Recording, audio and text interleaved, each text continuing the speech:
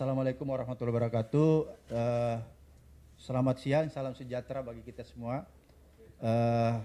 Rekan-rekan wartawan yang saya hormati, terima kasih sudah datang dan sudah berpartisipasi.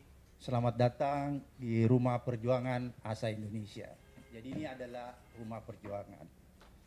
ASA ini didirikan ya oleh teman-teman yang ingin terus berjuang ya dan concern dalam pemberantasan korupsi, kemudian HAM dan demokrasi.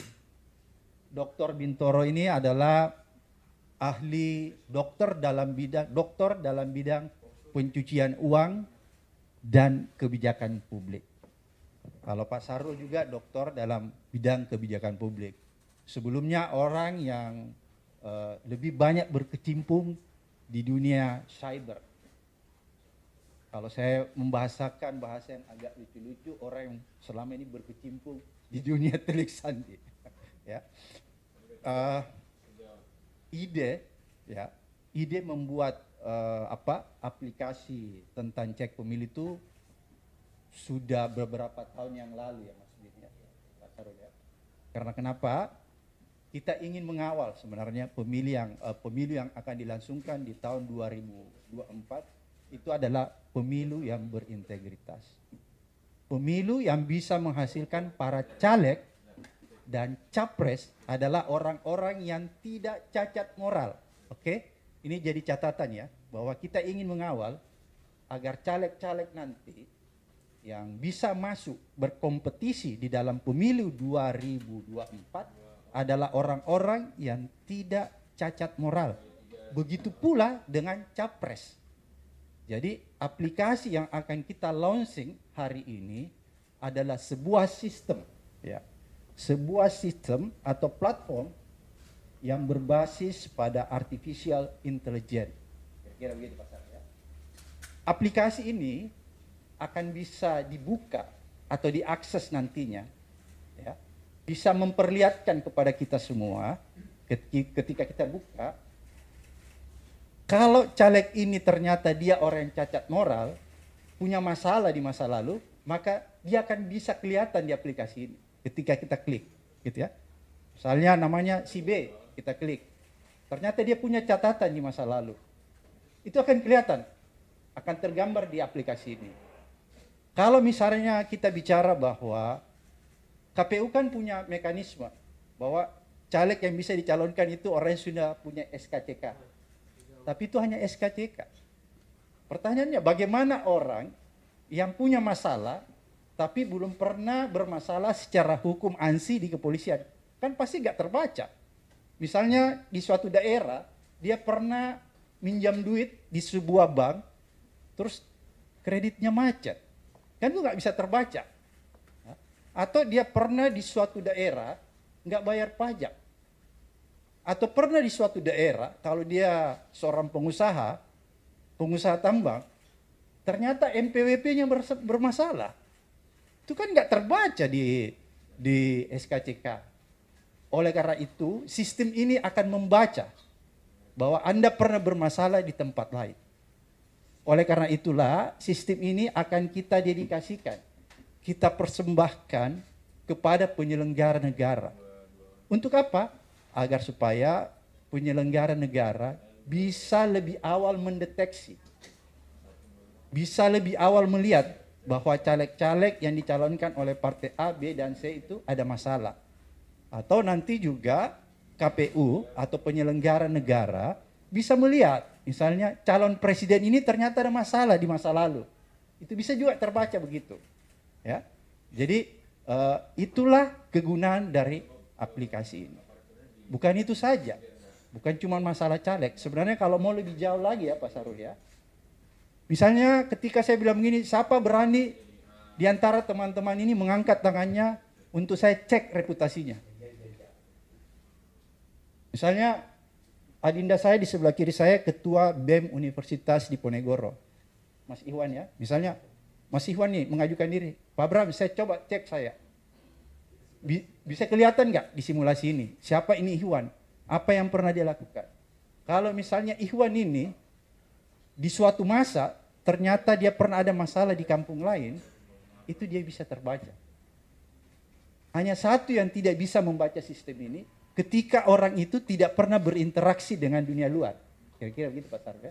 Jadi kalau orang itu tidak pernah berinteraksi dengan lembaga-lembaga ya, atau instansi-instansi, dia tidak pernah berinteraksi dengan dunia luar, maka sistem ini tidak akan bisa membaca. Kira-kira begitu Pak Sarga. Tapi ketika seseorang itu melakukan interaksi dengan dunia luar, apalagi sudah berinteraksi dengan lembaga atau instansi, maka itu akan mudah terdeteksi. Oke? Jadi sistem ini sebenarnya sistem yang sangat luas Pak Sarul ya. Bukan cuma mendeteksi para caleg, para calon presiden yang akan maju di pemilu 2024, tapi kita juga bisa menggunakan kalau lebih jauh mengecek orang-orang yang akan kita tahu. Jadi dia semacam background check. Dulu waktu kita di KPK, setiap kita menerima pegawai atau setiap kita ingin melakukan assessment terhadap pejabat-pejabat tertentu, maka kita melakukan yang namanya background check, profiling terhadap seseorang itu. Dari hasil profiling dan background check itulah kita bisa menggambarkan tentang seseorang itu. Bagaimana masa lalunya? Sistem ini akan membaca ke situ. Sebenarnya ini sistem yang pernah juga digunakan di KPK, tapi ini lebih sudah di permodern lagi ya Pak Sarul ya.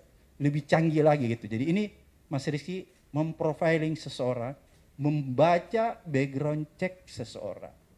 Teman-teman wartawan sebentar, kalau sebentar saya persilahkan Pak Sarul dan Pak Bin melakukan simulasi, melakukan peragaan. Maka kalau ada di antara teman-teman sebentar wartawan yang ingin mengecek sistem ini, apakah sistem ini bisa dipertanggungjawabkan, maka saya minta kehilasannya, silahkan angkat tangan, siapa namanya, nama asli, kita cek. Sesuai KTP Pak. Ya? Sesuai KTP ya, ingat, sesuai KTP, jangan misalnya Anda ajukan nama Anda ke saya, misalnya nama saya Abdul, padahal di KTP Anda misalnya Muhammad Abdul Fajar gitu. Itu kita pasti bias hasilnya, terdistorsi.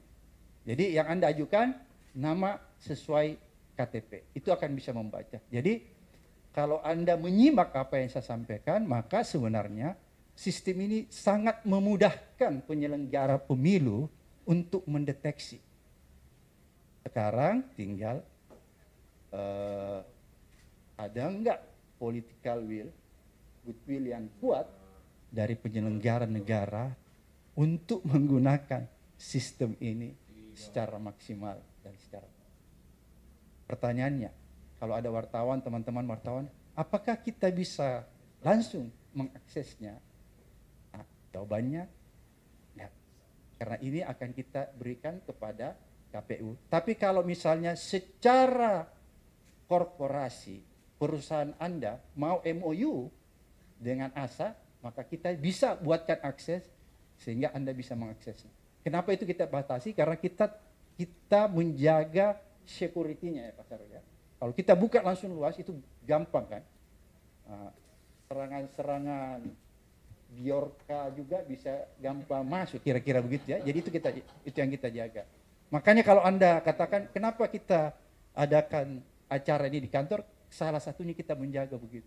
Kita sudah lihat nih bahwa kantor ini tidak memungkinkan terlalu banyak teman-teman wartawan, pasti ruangannya agak sempit, tapi kita nggak mungkin melakukan ini di luar Mas Bin ya.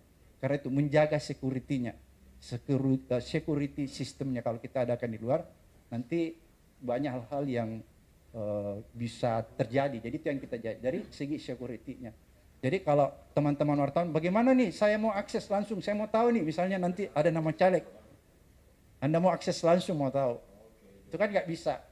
Tapi saya bisa memberikan akses itu, Mas Bin ya, Pak Sarul ya, ketika misalnya secara korporasi ya, secara lembaga, misalnya media katakanlah MNC Group, ya Anda harus MOU dulu dengan ASA supaya ini ada pertanggungjawaban hukumnya.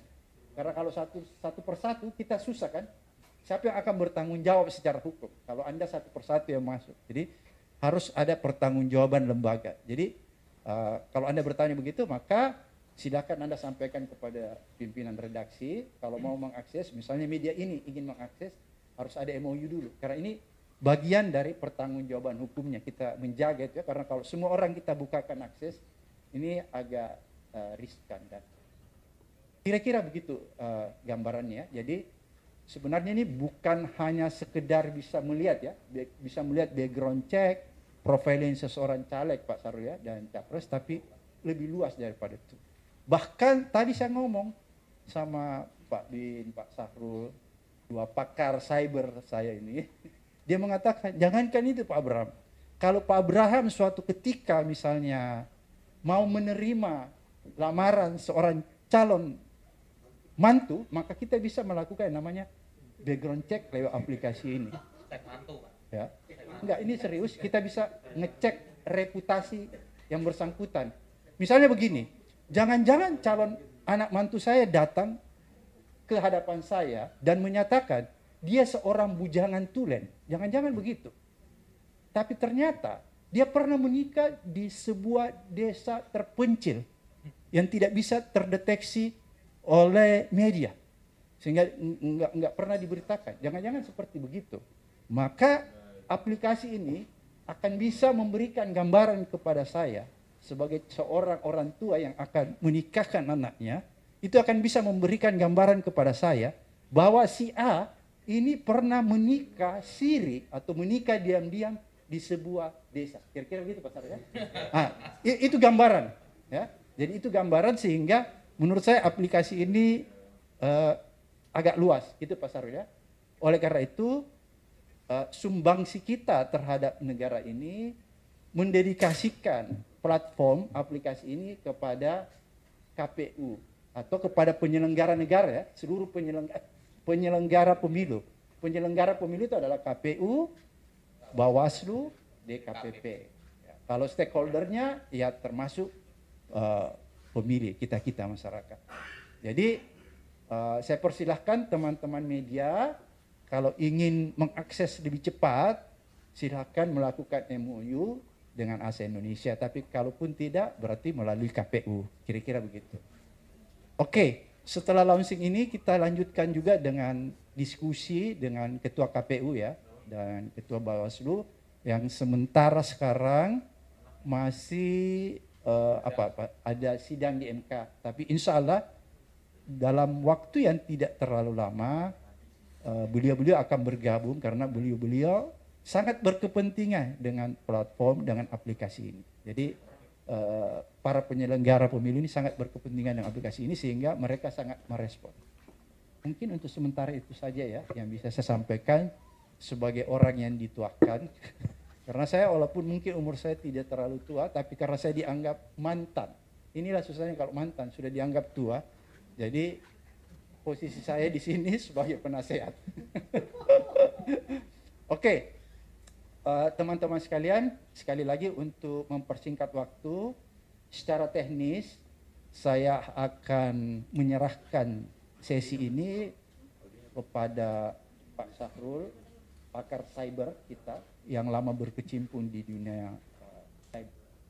Dan ini Dr. Bintoro, dokter pencucian uang, dia mahasiswa saya. Tapi dia luar biasa, karena menurut saya begini Mas Rizky, guru yang pinter, guru yang cerdas, itu adalah guru yang menghasilkan anak murid melebihi gurunya. Alhamdulillah, saya merasa ada anak murid saya yang melebihi saya. Dr. Sutarno Bintoro. Dulu pernah ketika Presiden Pak Jokowi baru terpilih, kebetulan pada saat itu saya jadi ketua KPK, KPK diberikan mandat ya untuk melakukan background check terhadap calon-calon menteri dan penyelenggara negara pada saat itu yang akan dilantik oleh Pak Jokowi. KPK diminta untuk melakukan profiling, background check, apakah calon-calon menteri ini punya reputasi yang baik atau calon-calon menteri ini punya catatan yang kurang baik. Maka kalau Anda ingat, pernah ada istilah, ada yang di stabilo biru, kuning, dan hijau. Seperti itulah sebenarnya ya. Jadi seperti itulah mekanisme serta teknik ya, teknik. Jadi lebih kepada IT ya, Mas Bin ya. Jadi kita bisa membaca. Jadi kita udah pernah punya pengalaman di masa lalu ketika Pak Presiden meminta untuk kita melakukan background check atau profiling terhadap menteri-menteri yang akan dipilih oleh Pak Jokowi pada saat pertama kali terpilih jadi presiden. Jadi sekilas seperti itu. Jadi aplikasi platform yang akan kita launching hari ini bisa membaca, bisa melihat apakah orang-orang ini layak jadi presiden atau layak jadi caleg. Apakah ada kemungkinan ya, misalnya partai A, B atau C meminta kepada ASA, misalnya kalau sudah melakukan MOU, bahwa bisa nggak dihapus data itu dari merah menjadi hijau misalnya, itu sama sekali tidak akan mungkin kita lakukan. Karena itu bagian dari integritas. Kemudian yang kedua, tujuan kita membuat platform aplikasi ini sebenarnya untuk memberikan ya kemudahan, warning kepada penyelenggara pemilu agar bisa mendeteksi lebih awal orang-orang yang sebenarnya tidak pantas menjadi caleg atau tidak pantas jadi presiden dan wakil presiden. Jadi kalau misalnya platform atau aplikasi ini digunakan ternyata hanya untuk menjustifikasi hal yang buruk menjadi positif, maka tidak ada gunanya platform ini. Karena keberadaan kita, tadi saya yang sampaikan bahwa kita mendedikasikan ya, inilah sumbangsi kita Mas Rizky ya, terhadap negara, terhadap bangsa untuk mengawal, mewujudkan pemilu yang berintegritas. Karena belajar dari pengalaman-pengalaman masa lalu, kita sudah beberapa kali melakukan pemilu, tapi hasilnya tidak sebagaimana mestinya yang kita inginkan. Oleh karena itu kita tidak mau lagi terjadi itu. Makanya kita membuat satu terobosan, membuat satu platform yang bisa menghindari ya terjadinya manipulasi reputasi. Saya mengistilahkan manipulasi reputasi. Kenapa saya memakai istilah manipulasi reputasi? Karena bisa saja orang itu sebenarnya reputasinya buruk, tapi dengan berbagai cara dia bisa melakukan manipulasi terhadap reputasinya sehingga yang terbaca ke publik bahwa dia mempunyai reputasi yang baik. Itu yang pertama. Kemudian mengenai track record.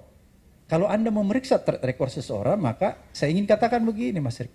Janganlah memeriksa track record seseorang dimulai dari 5 tahun atau 10 tahun ke belakang. Karena Anda tidak akan mendapatkan data yang sesungguhnya, track record yang sesungguhnya dari orang tersebut. Karena kenapa? 5 tahun atau 10 tahun ke belakang, orang itu sudah mempersiapkan dirinya untuk menjadi sesuatu. Ketika dia mempersiapkan diri untuk menjadi sesuatu, maka dia sudah mulai melakukan pencitraan. Maka data yang ada pada dirinya adalah data palsu. Itulah yang saya sebut manipulasi reputasi.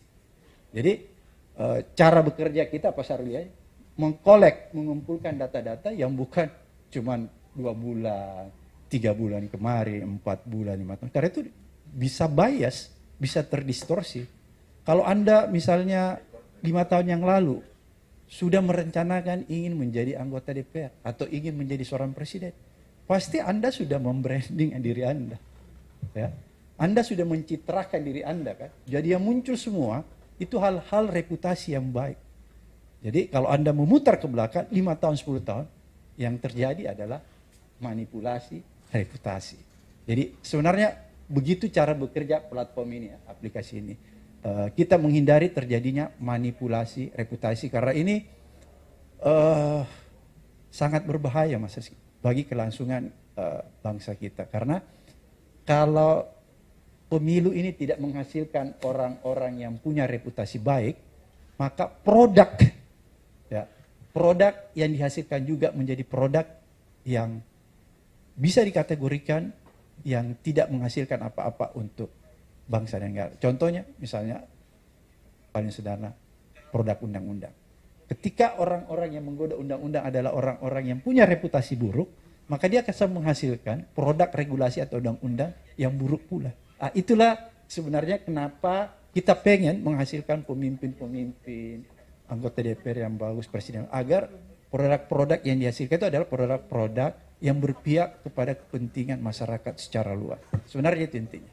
Jadi sekali lagi, tidak akan mungkin ASA melakukan itu. Karena sebelum melakukan MOU ada semacam rule, ada semacam roadmap, ada semacam regulasi yang kita ajukan bahwa kita bisa MOU tapi Anda tidak boleh meminta kepada ASA untuk menghapus rekam jejak yang buruk. Sebenarnya intinya gitu. Ya, karena kita ingin menampilkan rekam jejak yang seutuhnya, yang asli. Bukan kepalsuan, bukan rekam jejak pencitraan. Itu intinya. Seperti tadi yang disampaikan Pak Sarul, bahwa data-data ini kan juga sebarannya banyak ya di tempat lain. Jadi itu gampang dan mudah saja Anda melakukan cross check. Misalnya begini nih, Partai A bekerja sama dengan ASA untuk melakukan background check atau profiling terhadap seorang caleg. Misalnya, ketika ASA menyatakan background check seorang B itu sebenarnya merah, gitu ya, atau punya reputasi atau punya track record yang jelek, tapi kemudian kita tampilkan di dalam platform atau aplikasi itu menjadi background check yang hijau seperti tadi yang tergambar, itu Anda bisa melakukan penelusuran data di seperti yang tadi Pak Sarul katakan, di banyak instansi data-data yang mungkin sebarannya lebih banyak, itu Anda mungkin bisa mendapatkan di satu data bahwa sebenarnya apa yang ditampilkan itu sebenarnya tidak persis, kan gitu. Misalnya ketika kita bilang hijau, ternyata ada di satu data dia ada merah gitu ya. Misalnya dia pernah minjam nih sebenarnya duit di bank di sebuah kabupaten, ya. Terus macet. Itu kan seharusnya kalau dalam data kita Pak Sarul itu dia sudah merah. Tapi karena partai politik tadi sudah MOU misalnya, dia minta nih kita berikan dia hijau. Kita hijau, kasih dia hijau. Anda bisa ngecek tuh, misalnya ternyata Anda sebagai seorang wartawan punya investigasi yang cukup tajam, ternyata Anda mendapatkan misalnya di bank A di sebuah kabupaten dia pernah kreditnya macet. Itu kan catatannya harus merah ya kalau di bank. Nah, itu kan Anda bisa melihat bahwa ternyata apa yang dilakukan ASA kerjasama itu sebenarnya itu tadi melakukan manipulasi reputasi. Jadi mudah sebenarnya untuk mereceknya karena seperti tadi Pak Sarul katakan bahwa data-data ini sebenarnya banyak bertebaran, tinggal kemampuan teknologi yang kita gunakan ya, sistem yang kita gunakan sehingga kita bisa mengkolek. Aplikasi ini kan karena kemampuan teknologi teman-teman di ASA dan Cyber Integritas untuk melakukan kolek data, Mas Binia ya, sehingga mungkin kalau orang lain itu agak sulit melakukan, maka dengan teknologi yang kita miliki, itu kita punya kemampuan untuk mengkolek data secepat mungkin dari tempat-tempat yang jauh, tapi dia punya basis data, itu kita bisa kolek. Terkecuali kalau dia nggak punya basis data, itu kan susah. Intinya seperti tadi saya katakan, bahwa ini bukan hanya untuk diperuntukkan mengecek, background check, untuk reputasi caleg presiden saya, tapi bisa juga digunakan dalam hal-hal lain. Contohnya misalnya begini, kalau perusahaan media Anda minta kepada ASA kan untuk bekerja sama, bisa nggak ASA melakukan background check terhadap misalnya 10 calon wartawan yang akan kita rekrut, akan kita terima? Itu kita bisa melakukan Pak Sarul ya, kita bisa melakukan. Jadi bukan saja khusus untuk pemilu, tapi itu tadi sebelum melakukan MOU kita punya standar integritas yang tidak bisa dilanggar. Karena itu adalah kredibilitas lembaga. Bahwa Anda tidak bisa mengintervensi ketika kita bilang merah ya merah. Nggak bisa Anda minta ini karena misalnya calon wartawan ini keluarganya owner. Nggak bisa dia mengintervensi kita. Menyatakan bahwa bisa nggak itu merah dikasih hijau. Karena ini untuk meloloskan, nggak bisa. Karena itu ada hal-hal yang kita sudah buat sebelum MOU. Sebenarnya intinya begitu. Jadi bukan saja pemilu, kalau misalnya tadi ya perusahaan media atau dan lain-lain sebagainya meminta kita melakukan itu, kita bisa lakukan. Sebenarnya itu intinya. Data-data yang sebenarnya sudah melalui ketetapan ya. Jadi saya mencoba membedakan antara keputusan dan ketetapan yang Anda maksud. Karena saya seolah menangkap yang Anda tanyakan itu adalah keputusan hukum ansih.